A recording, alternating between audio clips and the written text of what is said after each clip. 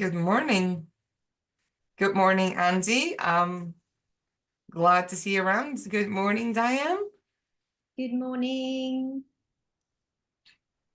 Good morning. It's lovely to see so many people, so many of you join us this morning.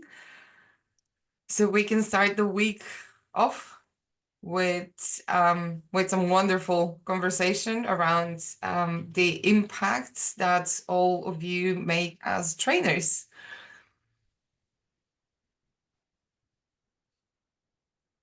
Okay, we are just going to give people another minute, and whilst we are waiting for anyone who is going to join us to join, I would like to just share that today's talk is titled "The Impact Advantage," as you can see. Good morning, as you can see, and it talks about why proving that your training work is essential, particularly for CPD providers. And as you would know, we have already spoken about that topic multiple times because we believe in the value of this. So Naveen, if you can move over to the next slide, please.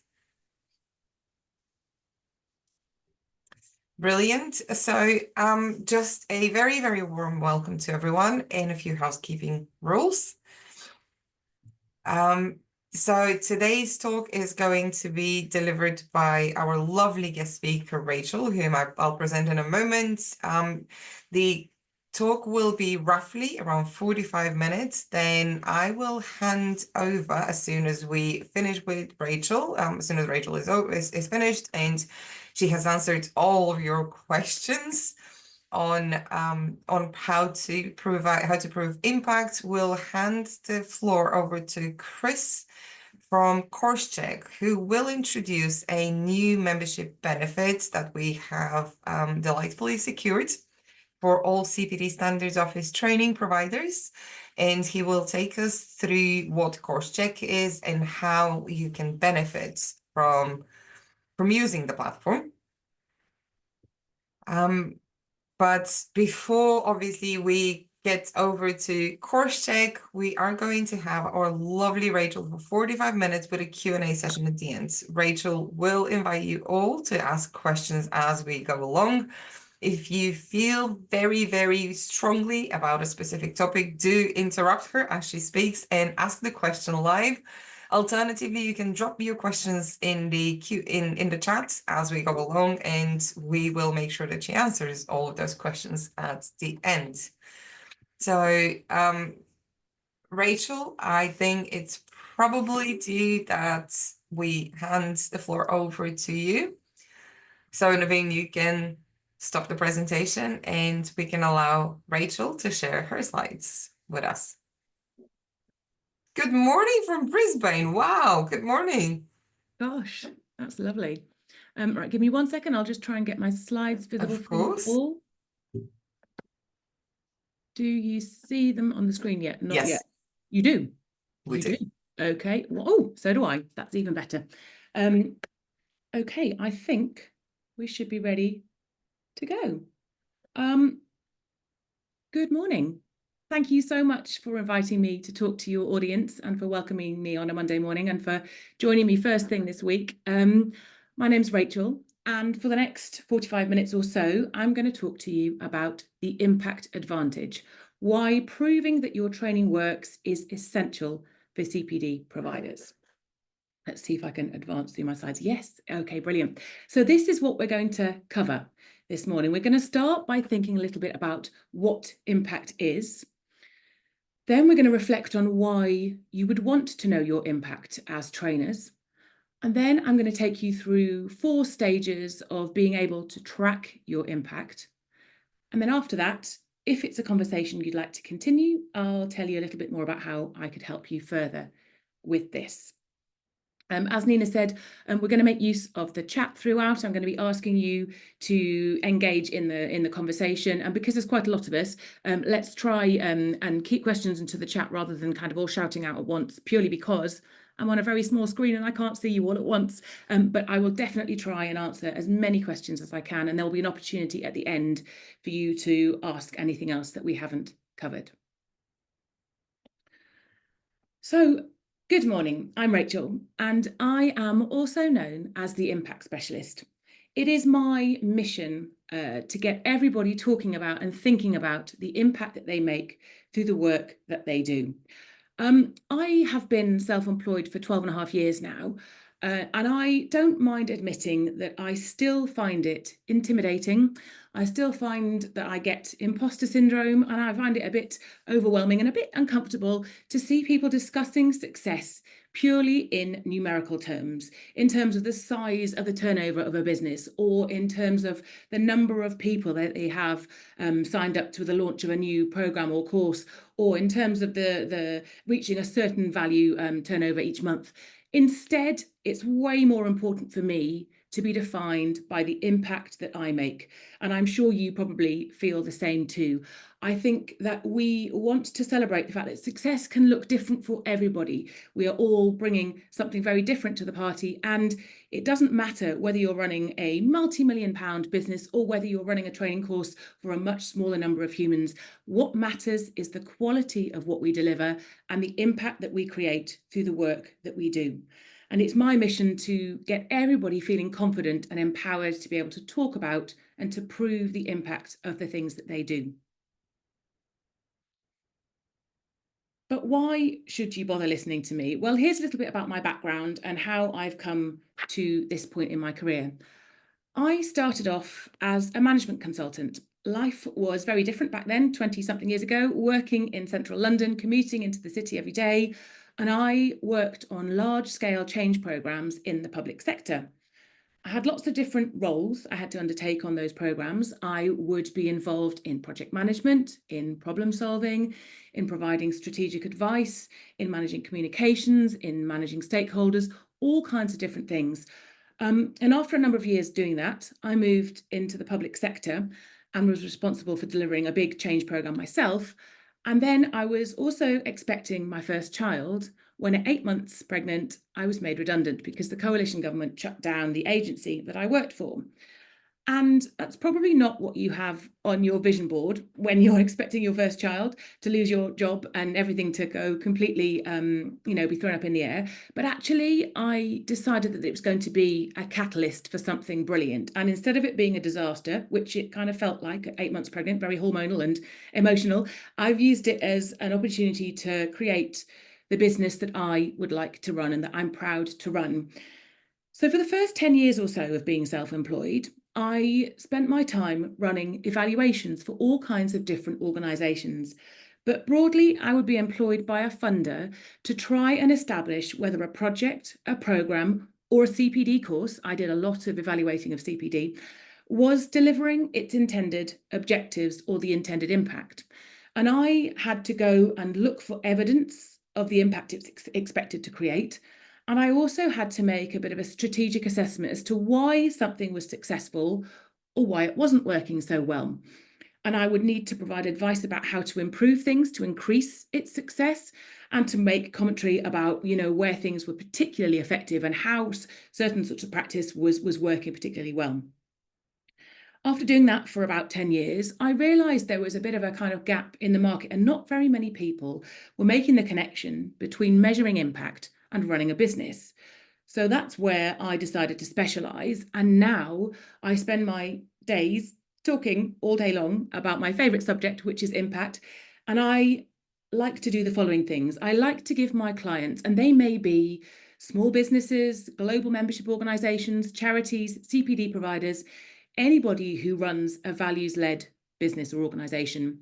And I like to be able to equip them with the skills to articulate the impact that they create, the tools they need to capture and to measure their impact, the confidence and the knowledge to be able to interpret the data they collect, and then the ability to share their impact widely in the world in order to transform and elevate their businesses. And I hope I'm going to be able to share that passion and some of those skills with you today. So before we dive into the detail of my session, I would really like to do a quick check-in, and I hope this works. Naveen's going to give me a hand. He's going to share a link in the chat as well, but either by scanning that code or by clicking on the link that will appear in the chat, please can you take a few seconds just to answer the questions in this form. And what we're going to do here is just get a sense as to where we all start at the beginning of this conversation. If you're struggling, please just put a note in the chat and we'll see if we can help. But hopefully I'll start to be able to see your responses live on my screen. So just a quick second to answer questions. Is it working? Can everybody see the questionnaire?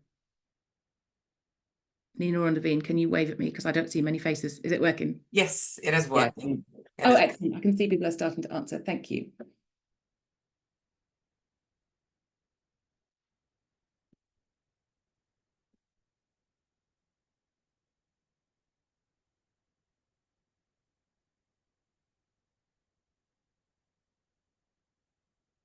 Thank you. I'm so grateful for you taking the time to share your answers like this.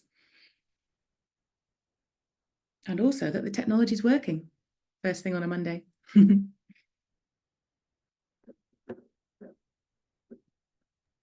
The technology working has to be some miracle, I think. Absolutely. I don't know Well, who the else sun's shining and the technology is working. So we're I going to don't go. know who else experienced it. The last week, at least in our end of the woods, technology was just not collaborating.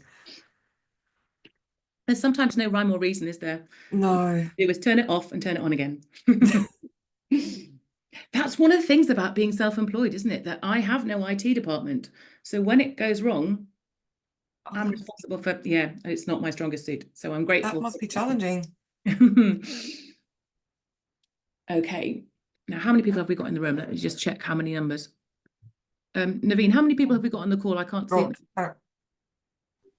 We have 25 right now. Okay, so we're getting lots of lovely answers here. Thank you so much. So what I'm seeing as those answers come in, that we have a bit of a mixed room, which is absolutely fine. Some people know a little bit about what impact is and how you might go about starting to measure it. Some people are doing it to some extent already, and some people don't know at all, and that's absolutely fine. So hopefully what we talk about in the next few minutes will help move you on from those starting points. Thank you ever so much for sharing your answers. Let's get started then. So what do I mean by impact? Well, for this room, I think that your impact is the difference that your training course or your training programs has on the people who complete it. It's the difference that what you share makes to their lives or their businesses. It's the change that takes place as a result of the things that you do. It's true to say that impact can be positive and negative, and it's our responsibility when we're running our own businesses to make sure that we keep an eye on both of those things. Impact for me is more than simply numbers. It's more than stuff that you can very easily count. It often seems that impact is difficult to pin down. Lots of people tell me that it's not possible to measure it, but it is possible and it is really important. And once you can measure your impact, once you have a way of demonstrating the difference that your training courses have on the people who take part, you are immediately able to elevate what you offer amongst the competition. Now, what really kind of showed me this for the first time was when I was having a conversation with a gentleman who ran a brilliant nationwide STEM outreach program, STEM being science, technology, engineering, and maths. He ran activities in schools across the country, and he wanted to show me his impact report. And it was a beautiful document. It was full of gorgeous images of young people getting involved in STEM activities, and it was accompanied by a lot of statistics. He was able to show me that he'd run, these numbers may not be accurate, by the way, my memory's not brilliant, but 100 sessions across the country in the year. He had reached 20,000 young people. He had had a team of 30 volunteers supporting his STEM sessions in schools. And those were superb achievements. He was able to show me the demographics of the young people that he'd reached. But what it left me wanting to say, and what I did say, was, so what? So what happened as a result of those sessions that you ran for those young people? Because for me, it doesn't matter whether you run 100 sessions or one, because if the quality of what you run isn't amazing, then it doesn't matter how many you've delivered, does it? If something brilliant didn't take place for the young people in those rooms, in that room, then the numbers are less important. What is really important and what is really exciting is the change that took place within and afterward, within those sessions and after those sessions for the young people he was trying to reach. And he said to me, but you can't measure that stuff. And I said, oh, but you can. And I went on to run an impact measurement project for him for the next academic year. And I gave him data that he has now been able to use in such an important way, because he's now got a way of demonstrating to his senior management that they should continue to invest in this STEM outreach program, because he can prove that he's raising young people's aspirations. He can prove that he is showing young people that STEM is an area that they can consider for their future careers. It's something that, a place where they belong, where they might not have seen that it was a career that was within their reach. He has increased their enjoyment of STEM subjects. He increased their subject knowledge and their understanding. There are so many things that we were able to prove together that he didn't have the evidence for before. And now his program is secure because he's able to make a confident argument to that effect. So your impact is the thing that changes as a result of the course or the training that you provide to your participants. And we can prove that. So here's my first sort of over to you moment. Why would you want to be able to prove the impact of your CPD? Can you put a couple of suggestions in the chat so we can see what people think? Because I can tell you my view in a minute, but I'm interested to see what you think. Why would you want to be able to prove the impact of your CPD? Okay, so I straight away see sales. Absolutely, Philip. Yep. Return on investment for your clients, for your customers, I guess you mean, Karen? To justify the costs of the course, to grow the business, to improve the product. Yes. To incentivize clients to complete the course, improving course content, gaining more attendees. Absolutely. So I can reflect, analyze, and improve it. Yeah, these are absolutely superb answers, and I couldn't agree more. When you are confidently able to prove the impact of your CPD, you can do so many different things. The impact of the courses that you run is basically what you're known for, isn't it? When we can prove that your courses create a positive transformation, the things that you say about your business can be substantiated, can be proven, can't they?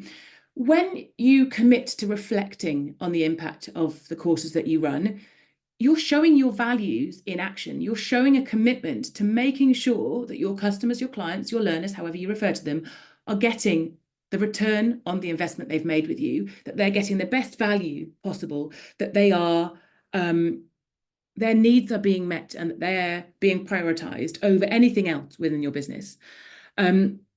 Absolutely, Claire, that it's not just another training event, because so often people do that, don't they? Take part in CPD and it's forgotten about. But what we want to be able to prove is that your training courses have a lasting effect, that they make a change, that people do something with what they've learned with you, and they go on to apply that to their daily lives.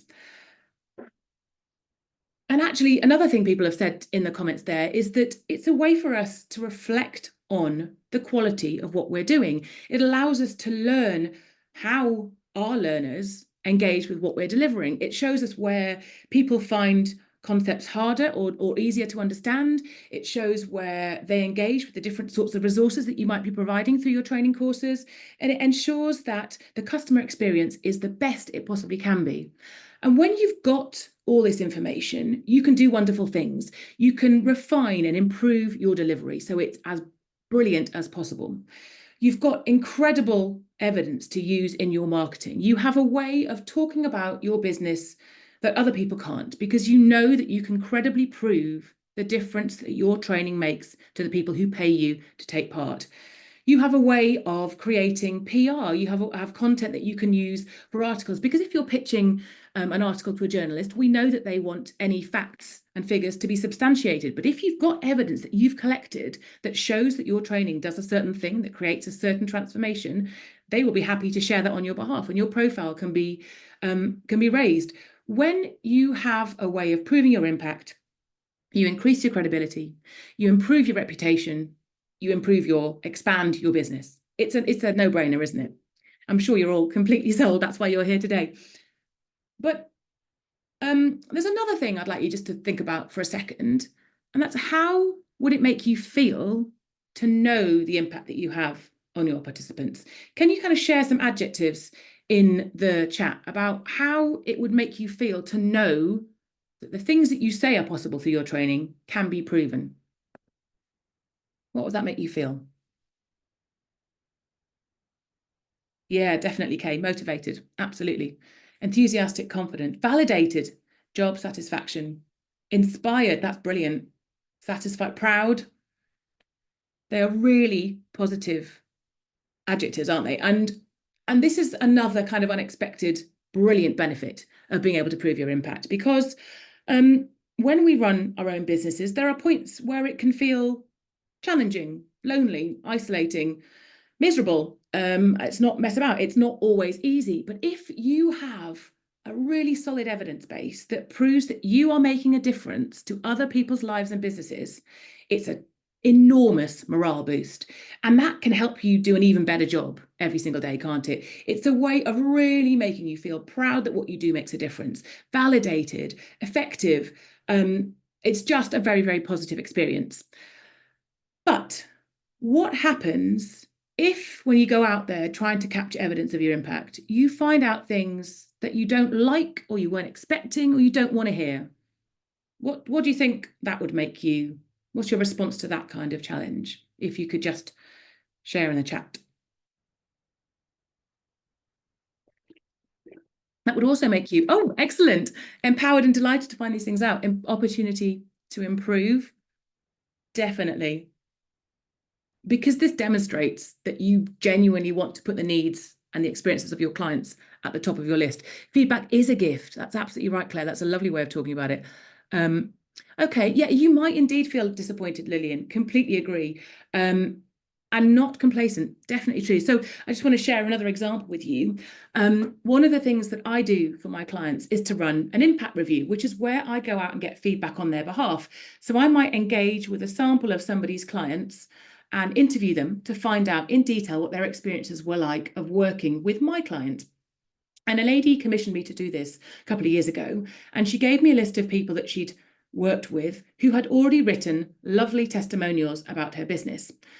So I went and I interviewed these people, and they told me some wonderful things. They said she was such an expert in her field. She was a joy to work with. Her processes were clear. They always knew what to expect. Things happened on time. It was brilliant. The way that she could apply her knowledge to their business, superb. And they all had the same, excuse the turn of phrase, and they all had the same experience. And that was that at the end of the process, they were presented with a report, but they all said that the quality of the report didn't match the rest of the experience they'd had with this person. And as a result of that, they had not recommended this lady's services on to their network, because they'd made a sizable investment with her, and they didn't want anybody else within their network to spend the same sort of money but have a slightly disappointing outcome at the end of the process, which was it was a challenging set of messages for me to collect, but it was really important for me to be able to share that with my client, because I realized it was a consistent experience for everybody, and she didn't know.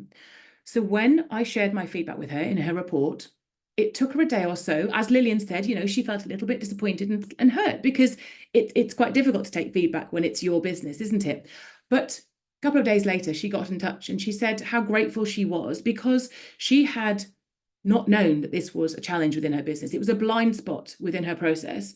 And by looking and reflecting on her impact, I had allowed her to uncover that challenge and to find a way of improving it. I gave her recommendations, suggestions about what she could do differently, which was simple for her to implement. And as soon as she did that, the problem went away and her clients were happy, and they were more than willing to share her business within their network. So I just want us to encourage that this is something that I'd like you to fully embrace. And it doesn't matter whether you find out things that are unexpected or slightly difficult to receive, because it's an opportunity for us to learn and to improve what we do. So enough of me making the case for why it's really important. Let's start to talk about the how. How can you start to track your impact? 1 second. A lot of talking this morning. The first thing that you need to do is kind of create a scaffold, a structure our impact measurement activities.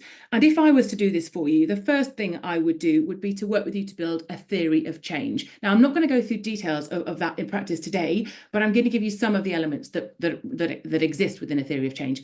A theory of change is a simple way on one page of articulating the impact that you wish to create through your training programs or courses. It's a way of showing the world the things that are going to change for your learners, for your stakeholders over time as a result of the activities that you do. When you have something like this, it's a really important way of structuring the impact measurement research activities you do later down the line. So here are some of the key things that you need to think about at the beginning of determining how to measure your impact. The first thing we need to do is set out what impact you want your CPD program to have on your learners. Now, I am absolutely confident you will know this inside out because you're all going to be really used to setting learning objectives for your clients, for your customers. But the overarching impact that you have is that high-level learning objective, the big thing that's going to change for your audience.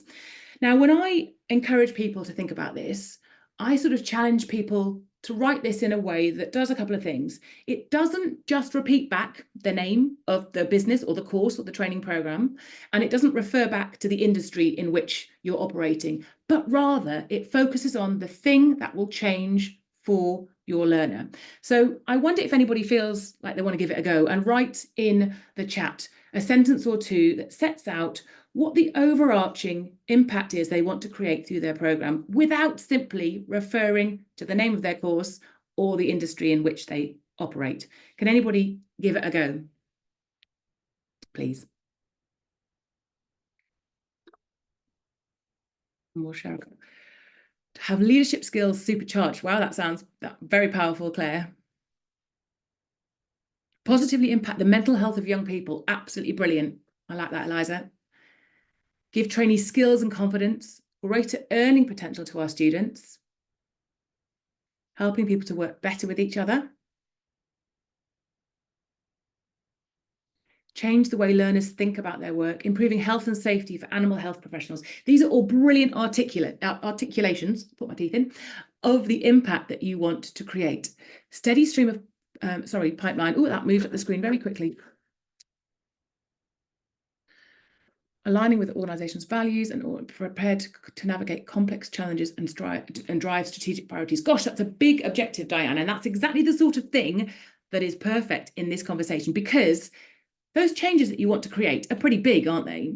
And they're not going to happen immediately, and you can't necessarily measure that straight away. So the next thing that I'd like us to try and do is to break it down. What are the things that are going to change for your participants as they work alongside you and with you on their journey to achieving those overarching objectives that you've just started to share with me? It's really unlikely that we can create that big change straight away. And actually, to capture that would be a pretty impossible task. It is, however, possible to measure things when they're broken down a bit more. And it's possible that it's in fact not possible, it's true that you're going to be creating lots of different impact all the time as your learners are engaging with you. And so I'd like you to think, perhaps on your notepads or wherever you fancy jotting this down, I'd like you to start to make a list. What are the smaller changes that are going to take place for your learners on their journey to achieving that overarching objective? Are they going to acquire new knowledge? Are they going to develop new skills? Are you going to build their confidence? Are you going to change their attitudes? Are you going to give them a different way of looking at a problem? Write down as many different things as you can think of that will change over time for the people you're training. And my mind just went blank there. I was going to tell you how I was going to ask you to do that. So I'd like you to write down lots of different smaller incremental changes that are likely to take place. And it's possible that you'll do all of those things. You might increase their knowledge and give them new skills and change their attitudes. So I'd like you to be as thorough as you can within the time that we have, the next minute or so, just to start to make a list of all the different changes that could take place for your learners. Because those are the sorts of things we can start to look for evidence of when we do our impact measurement work. Sorry, talking is making me very thirsty today.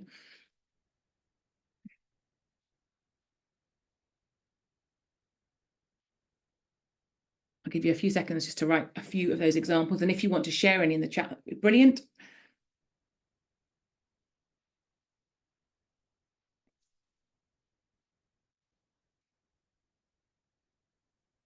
Building confidence, developing intrinsic motivation, developing a positive attitude to self-development, increasing knowledge and skills of teaching. I love those, Philip. Brilliant. That's a great list.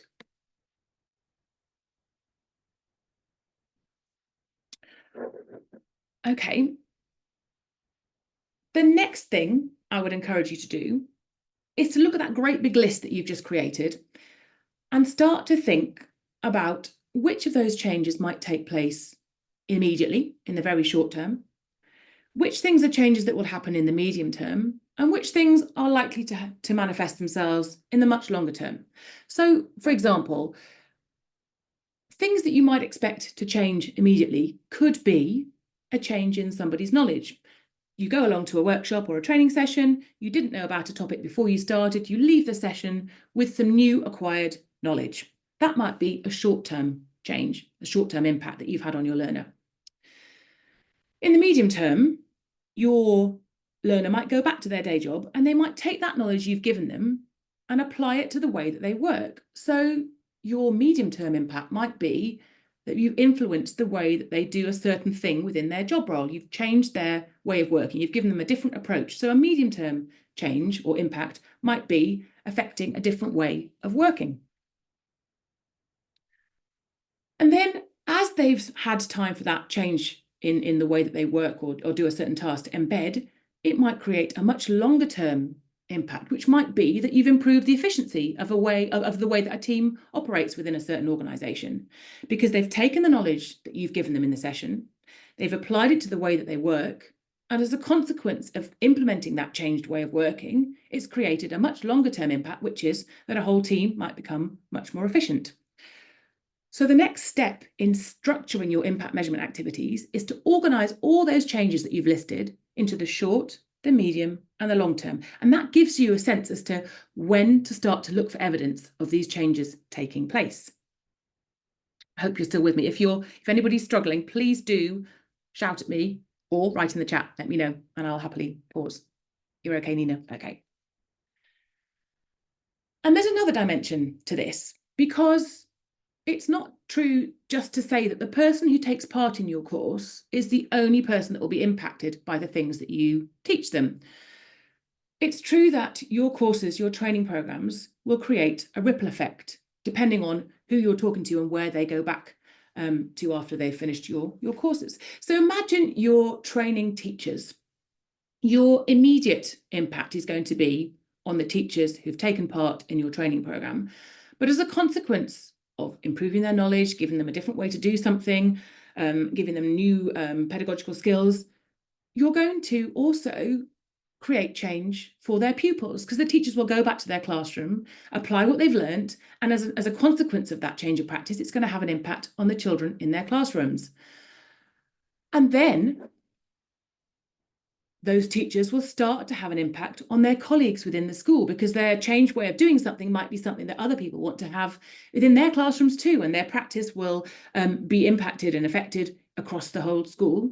And beyond that, we also know that teachers as a profession are very good at collaborating outside the walls of their school. So it's maybe possible to say that what you've taught that teacher may have an impact beyond their individual school. So something else to bear in mind as you think about how and what you want to measure in terms of your impact is what other stakeholder groups might be impacted by your training course. It doesn't just stop with the person in the room taking part in your course. And it's really powerful for you to be able to capture that and to prove it, because it just demonstrates even more the value that you're bringing. Now, we've probably come up with a big long list there, and I've been encouraging you to cast your net really widely and to think about lots of different changes taking place in the short, the medium, and the long term, and in different dimensions in terms of different stakeholder groups too. And now I'm going to try and rein you back in again, because it's not possible or reasonable or feasible for you to capture all of this stuff, especially if you're starting from scratch with this. And so we have to now pause and do a bit of kind of prioritizing. It's perfectly possible that as you get used to measuring your impact over time, you can incorporate more measures to capture and to prove. But to start with, I would encourage you to prioritize the things that matter most to your learners and matter most to your organization. What are the things that it's most important for you to be able to prove that change for your stakeholders as a result of the training courses that you deliver? You might want to prioritize the impacts that we describe in the short, medium, and long term, and you might want to prioritize stakeholder groups. And you might say that, for example, if you're delivering a course for teachers, that you're just going to focus on changes that take place for teachers and their pupils. And for now, we're not going to worry about affecting change any more widely than that. That's absolutely fine. But what I would encourage you to do is to make that choice and to be confident that the measures you've selected from your big long lists are the ones that will do you the most justice and serve you best when you come to promoting the impact of the work that you do to new audiences. So we have thought about all the things that might change. We've thought about the people that we might affect change for. That's ending a sentence with a preposition. My mother would tell me off, sorry. We've thought about our key stakeholder groups, and then we've prioritised the things that we think are the most important changes that we want to capture and measure. The next step is to create the tools that you need to do that. And that's what we're going to think about now. You probably won't be surprised to see that I'm going to suggest that you routinely capture a baseline. What do I mean by that? Now, a baseline is kind of drawing a line in the sand as to where your learners begin their journey with you. So you have something really tangible that allows you to say that James joined my course at the 1st of January, and this is where he was at the beginning of the course. 6 months later, at the end of the course, this is where James is now. The difference between that starting point and the end point is the impact that you have had on James. And because you have chosen the measures that you're interested in being able to track, you would ask questions at the beginning of James's time with you relating to those measures. Now, impact measurement doesn't have to be a very cumbersome, forgive me, academic and heavy and sort of impenetrable study. It's perfectly possible for you to capture and prove your impact in a way that doesn't create a burden for you or for your learners. And that's the sort of approach I'm going to share with you in a minute, because it has to be manageable for you. It has to be practical for you to be able to implement this for it to be sustainable. So I would encourage you, when somebody joins your course, your training program, to do a quick litmus test with them.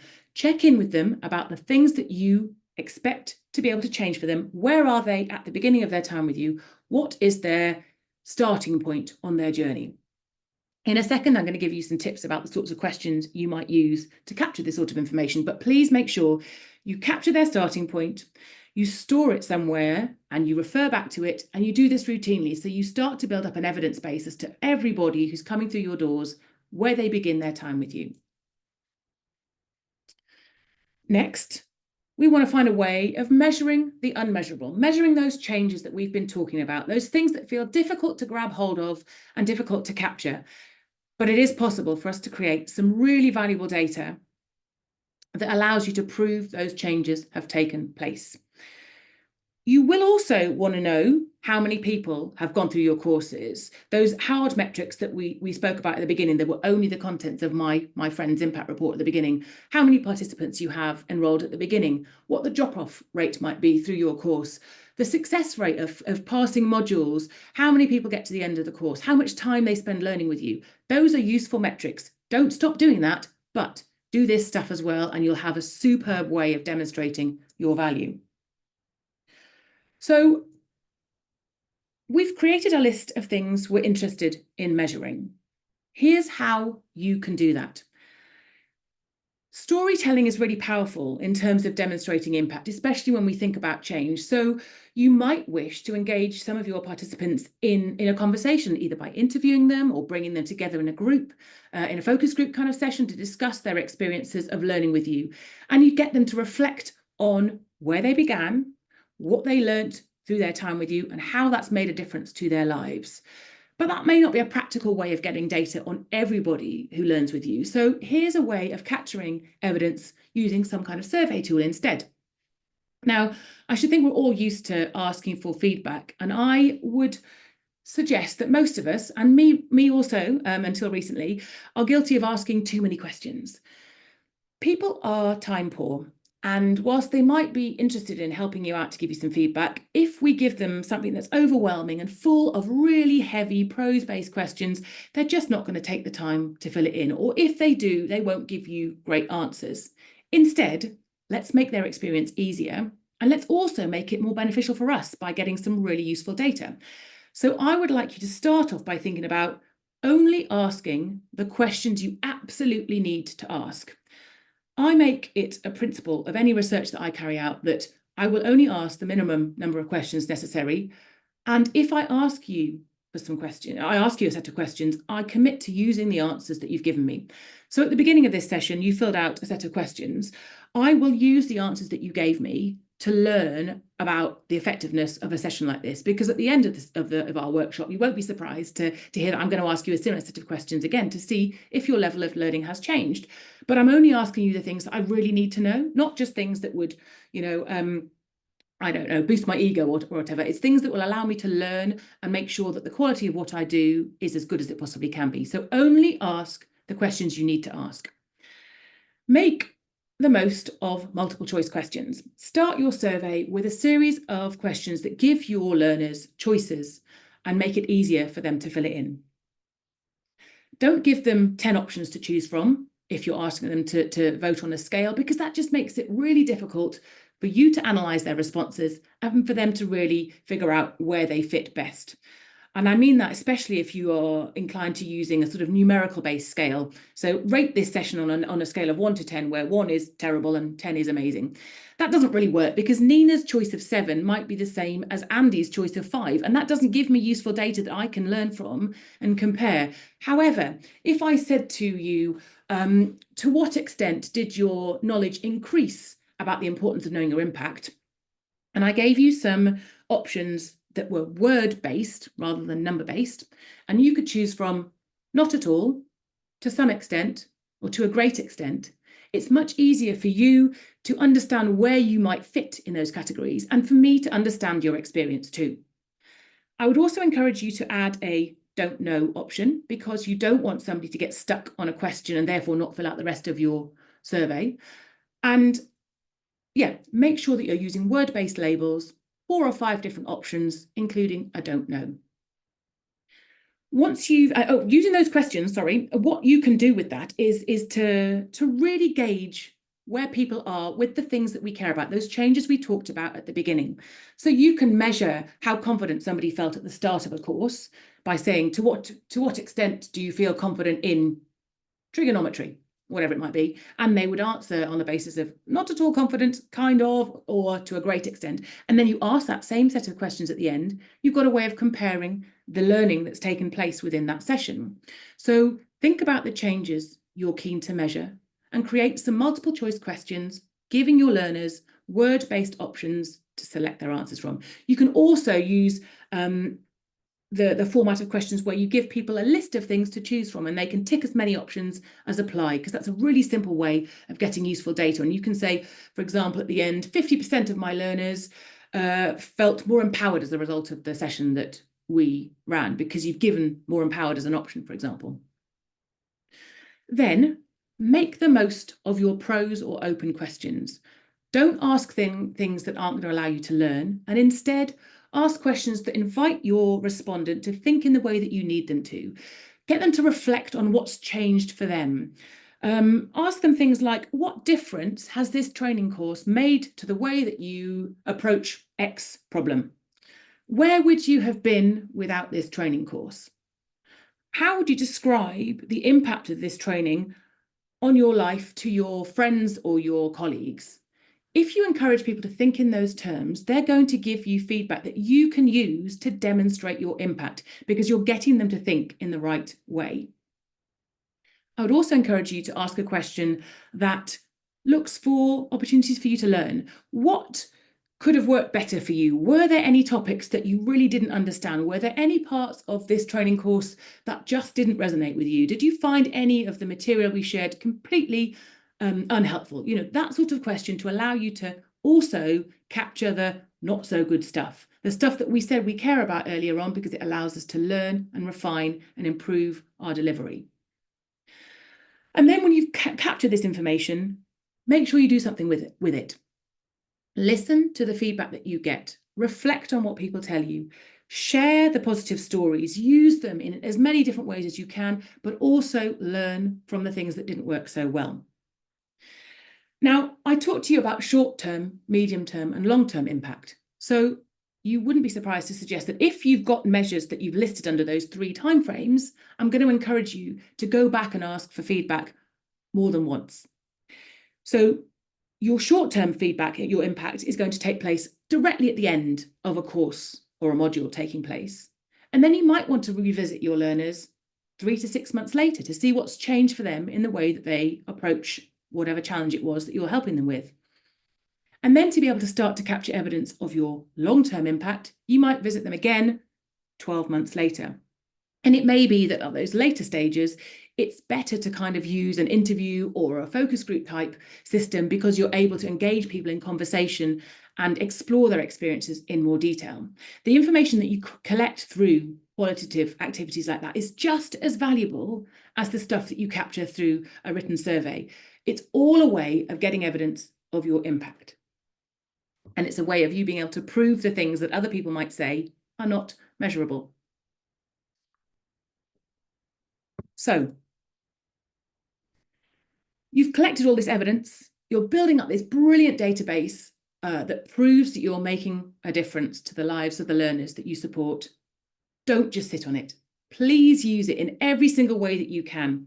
Incorporate it into your marketing. Use it in the way that you sell your courses. Use it for PR purposes. Use it to apply for awards. Use it to raise funds, to broaden the scope and the scale of your businesses. Use it to champion the experiences of the people who learn with you. Write case studies, share testimonials, get people to talk on camera about their experiences of learning with you. Share the transformation, share the change. You can only improve the way that your business is perceived. As we said earlier on, the more that you can prove that your training course works, the more your credibility increases, the more that your reputation improves, and the more your business can grow. So, I know that we've covered a lot of stuff in the last 48 minutes, and it's probably impossible for you to kind of do all this stuff in the time that we've spent together.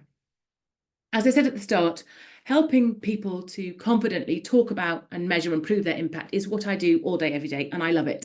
So if you are interested in getting any help with implementing any of this, I'd be delighted to help you with that, but there's absolutely no obligation at all. I hope you found today useful nonetheless. I have a specific service for CPD organisations, which is called the Impact Advantage, where I take the topics that we've talked about today, and I work with you on a one-to-one basis to equip you with the tools that you need for life. I like that kind of expression that, teach someone to fish and feed them for life. If I can work with you over the course of a couple of months, we can build the tools that you need to confidently articulate the change that you want to create through building you a theory of change, the impact that you create for your stakeholders. We will build a set of baseline survey tools that you can use for evermore that allow you to capture the starting points of your learners when they come to work with you. And you will leave with a set of tools that you can use in the short, the medium, and the long term to capture the impact on your stakeholder groups, whether it's just the learners in the room or whether you're interested in casting the net more further afield to see the difference you make beyond that. The way it works is that we have 4 interactive workshops together. You bring a team of up to 5 colleagues together, and I sit and work with you to really understand your business, and then we build the tools together.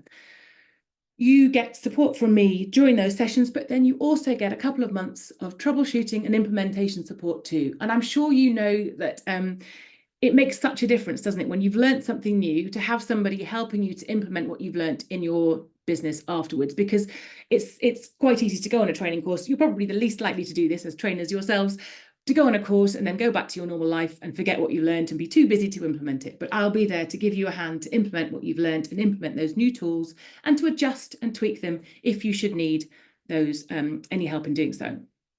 So it's a 4-month piece of work, and the investment is there on the screen, but if you are keen to take up my offer of support and you'd like to book a support project in before Friday the 13th, which is a ominous date in itself, isn't it? I would be delighted to offer you 10% off the price of that service. If you make sure that you just let me know that you heard about me through this seminar, I will apply that discount code for you. You can find full details of the service by scanning the QR code or visiting the link on the screen there. And there's absolutely no obligation, but if I can help you, I would love to be able to do so. So let's, before I open the floor to any questions, just check in for one final time. Please can you either scan the QR code on the screen or follow the link that Naveen has kindly seamlessly put into the chat there for the follow-up survey, because I'd love to see how you're feeling now you've listened to me talk for so many minutes. Thank you.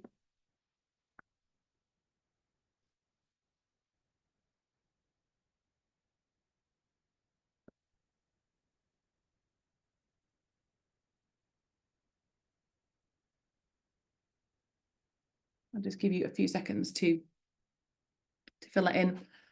We don't necessarily have to complete it during the session because I want to make sure you've got time to ask me anything. So in the meantime, if anybody would like to ask me any questions, I'd be absolutely delighted to try and help. Well, before anyone else jumps in, first of all, Rachel, thank you for a great session. It was absolutely delightful. We have, as well as you probably would know from the communication you also receive, we have multiple times encouraged people to gather feedback in all different shapes and forms. The one question I would like to ask you is, I think it's brilliant, the concept of gathering feedback immediately after a training course is delivered and then sometime later. So I think it's probably two questions. The first one is, do you think that training providers need to maintain some level of communication with people after the training course is completed so they can get back to them 6 months later, so they don't turn up out of the blue? Yeah. You know, you haven't spoken to somebody for 6 months and then all of a sudden, here's a survey, would you complete that? And in the second question is, in your experience, what is the percentage drop-off? So what percentage of people would reply back to a survey later down the line, just so we can set expectations? Yeah, that's a really great question. So I think if you let your learners know from the outset that you're interested in reflecting on your impact, it does a couple of things. It shows that you have that values-led business, that you care about the experience of your learners and you want to make sure that you're delivering the best possible service that you can. But it also sets them up to expect that you're going to engage with them over the course of their time learning with you and afterwards. So I would suggest that you let people know right at the outset that you're going to talk to them a few times about the impact of your training course so they know what to expect. I think you absolutely should maintain contact with them after they've left that training room for the last time, and keep engaging with them, not least because they may come back to you in the future for other training needs, but in order that you can then go back to them and say, okay, 6 months have passed, what's changed for you now? And again, later down the line, I think it's also reasonable to say that you will experience a drop-off rate as we go further through time. The data that you get immediately at the end of a course is probably going to be a much higher percentage of respondents than you can expect at any other point. If you can, as I'm doing to you now, make you fill in a survey there and then in the room, you're probably going to get, I don't know, 80-ish +% of respondents. That's going to drop quite significantly as time passes, but that's okay. I think if you do your best to explain why you're going to go back to your learners, the importance of checking in with them, caring about their experience, checking if they have any further training or development needs at that point, shows, you know, that you're nurturing the relationship and it increases your chance of getting data. It's not going to be the same level 6 months and definitely not 12 months afterwards. But it doesn't matter because the data that you collect is valid nonetheless. It's evidence of your impact nonetheless. And the more evidence that we can collect, the better informed we are in terms of refining our delivery. Yeah, don't be disheartened because drop-off rates will get worse over time. It doesn't invalidate the fact that you're carrying out the activity. Wonderful. Well, thank you very much. And we do have a question from Eliza, Yes. who says, Would you say surveys are better than small focus groups, or should we adopt a combined approach? That's a great question. I guess it all depends on the scale of what you're doing. Now, if you have a database of learners in a course that might be 100 at once, then I think the best way of reaching that sort of size of an audience is going to be through a survey, because you can get that breadth of reach really quickly. And I don't think it would be practical for you to interview everybody. So I think you kind of have to take a bit of a kind of common sense approach in terms of your numbers, but also surveys do something slightly different to interviews. So it might well be that you send a survey to everybody, and at the end of your survey, you include a question saying, if you'd be willing to discuss your experiences in more detail, click here, please. And then you might invite a sample of your learners to talk to you in an interview. And I certainly find that people are very generous with their time. They are going to be willing to tell you more in a conversation where they don't have to write things down, because it's just easier than if they were asked to fill out a form. So you know how I said to you, please don't make your survey like 20 long prose questions. You can get away with 20 open questions in an interview, because that could take 20 minutes to talk through. And people are very happy to talk to you in those circumstances. So what you can do in an interview is to get greater depth. You wouldn't get the breadth through interviews, but you get greater depth, ways of illustrating impact in more detail that will supplement the data that you get through your surveys. Hope that helps. That's absolutely brilliant. Actually, I love that idea. Perhaps for some people, it would be a better idea to 6 months down the line or 12 months down the line, instead of sending a survey with questions, to just send us a message and say, can I please call you for 10 or 15 minutes? And then I would always urge people to have a disclosure form at hand, prepared and ready to send over in an email, because if you are on the phone with somebody who is giving you an absolutely brilliant piece of feedback, you do want to get them to agree for you to use that for your marketing. Absolutely true. I would, whenever you start to kind of interview somebody, whether you use Zoom or a phone, make sure you have their consent to capture what they say. I would encourage you, I tend to, when I run an interview, I'm a bit strange. I transcribe as I listen to the conversation, and I also record it as a bit of a backup, but I would always ensure that I've got permission first. I would also check whether somebody is content for you to share that information anonymously or with their name and their business associated, because it's just as valuable. You don't have to have somebody's name attributed for you to be able to use a piece of feedback and for it to be valuable. But it's even better if you can include their name or their business, but just make sure you have their permission. That's a great point, Nina. Well, brilliant. Thank you very much, Rachel. And unless anyone else has other questions, we do have a few thanks. Indeed, if you wanted to stay in touch, there are a couple of ways that you can do that. You can join my email list. I send emails very sporadically and only when I have something really useful to tell you. And so that's why it's hopefully a useful place to hang out. Or I'd love to connect with you on LinkedIn if you operate in that space. But thank you so much for inviting me to talk to you today and for taking part, all of you. I really enjoy this sort of thing. So thank you.